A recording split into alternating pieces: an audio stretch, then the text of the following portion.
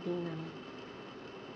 Sa opinion ko, parang more out of respect na din kasi pinili na niya eh, hindi niya na pwedeng ibalik yun.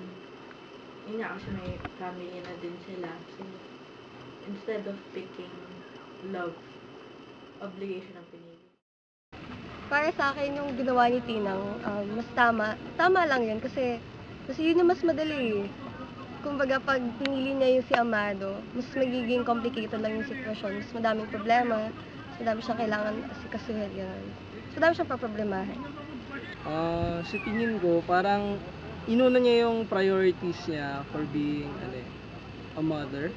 Tama ba yun? Tapos, tsaka in my perspective, parang kahit sino naman siguro, ganun yung gagawin kung nanay ka. Kasi, yun yung, kumbaga pag naging nanay ka na kasi, di ba, hindi mo na, hindi na sa'yo yung buhay mo. Parang, para sa anak mo na yung buhay mo. So, yan. Parang, tingin ko, siya, tama lang. For me siguro for being practical na lang, para mabuhay siya. Hindi naman pwedeng love lang kasi pag love lang parang pwedeng parang hindi ka pwedeng mag-depend sa love mo para mabuhay. Nang medyo tama yung ginawa niya. Kasi hindi mo naman pwede i-abandon yung anak mo, di ba? Kasi nakapili ka na ng path na gusto mong ituloy. May husband ka na. Tapos yung anak niya, syempre, mahal mo rin yan kasi anak mo yan eh. So, yung letter na yun, baliwala na yan dapat. Kasi ngayon, meron ka ng family. Ang opinion ko, dapat naman talaga kahit sinong babae, tawag dito, ipa-prioritize mo na kung sino talaga yung nasa presence mo. I mean, si Amado kasi, sa intindihan ko, si Amado yung kanyang greatest love. Pero dahil nga nagkalayo sila, iniwan siya. So, nakahanap siya ng iba, which is si Ingo, at nagkanak pa sila.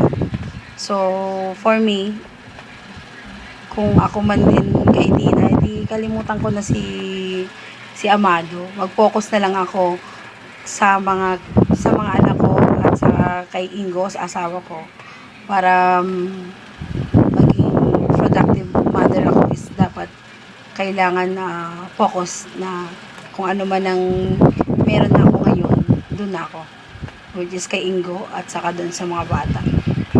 Actually, she didn't have a choice. Kasi sa kanilang, at sa panahon na yon, pagdating ng 18 at hindi ka pa nag-aasawa, para ka ng foodmate. At sa karamihan sa panahon na yon, the girl has only one choice, to get married. So, pag wala na si Mado at wala rin kasiguraduhan na babalik siya, maybe Ingo was there. So, it's just parang wala siyang choice.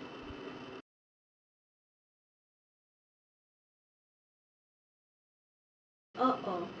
Pero, kasi parang, sa generation ko, marami na nabubuntis na maaga. Tapos, nagpapakasal na lang kahit yung parang, they find out after a few years na hindi naman pala totoo yung naramdaman nila or something. Parang, nabuntis lang talaga sila. So, they stick together na lang. Sa generation ngayon, siguro, kasi sa mga taong nakikita ko ngayon, mas ginagamit na nila yung utak nila kaysa sa puso nila. Actually, sa tingin ko, kahit naman siguro yung generation, tignan, ganun pa rin yung mangyayari. Kasi, kahit katulad ngayon sa generation natin, may mga single parents na mga nanay, ganun. Well, may priorities na sila. Mas inuuna pa nila yung anak nila sa magkaroon ulit ng bagong love life or anything. So, yun.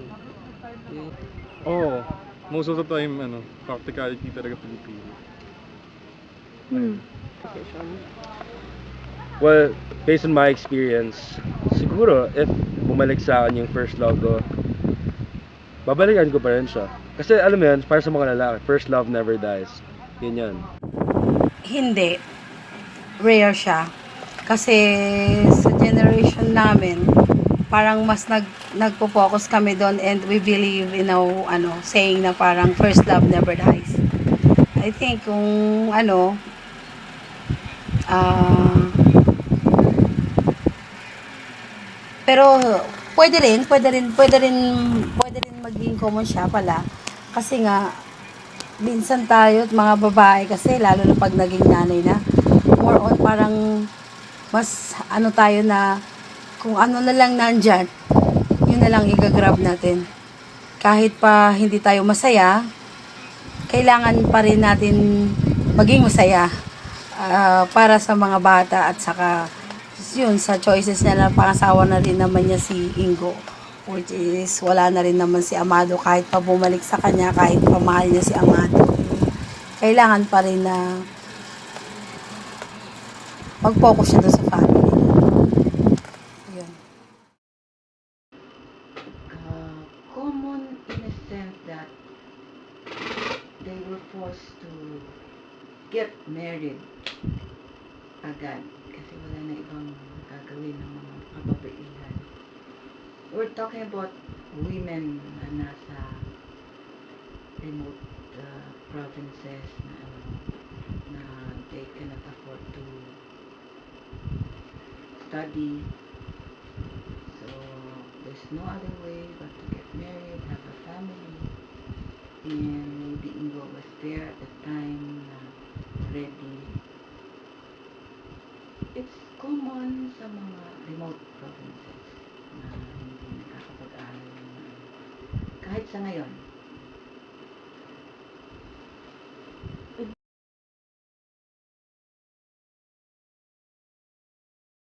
Ingo, kasi yun nga, if may family na nga, obligation. Tapos kahit pa paano naman, if I wanted to start the family, dapat may love din kahit pa paano, kahit hindi siya ganun ka-strong as yung sa kay Amado.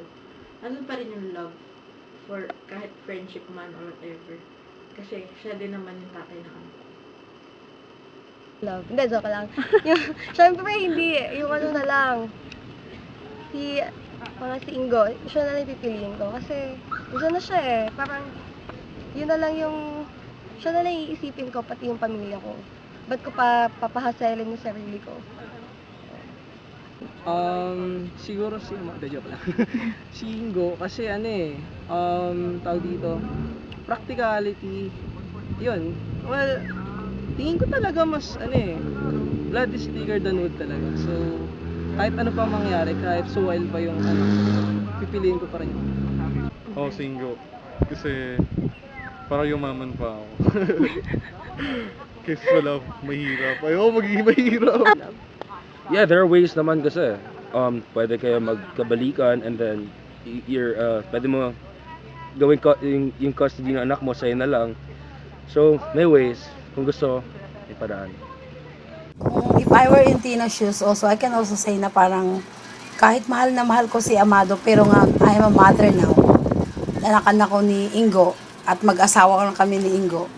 So, to be able to be happy, to have a family, a happy family, siguro kailangan ko ng kalimutan at iwan na lang sa isang magandang alaala si Amado. At ipagpatuloy ang buhay ko ng kasama si Ingo at aking mga anak. If my choice ka,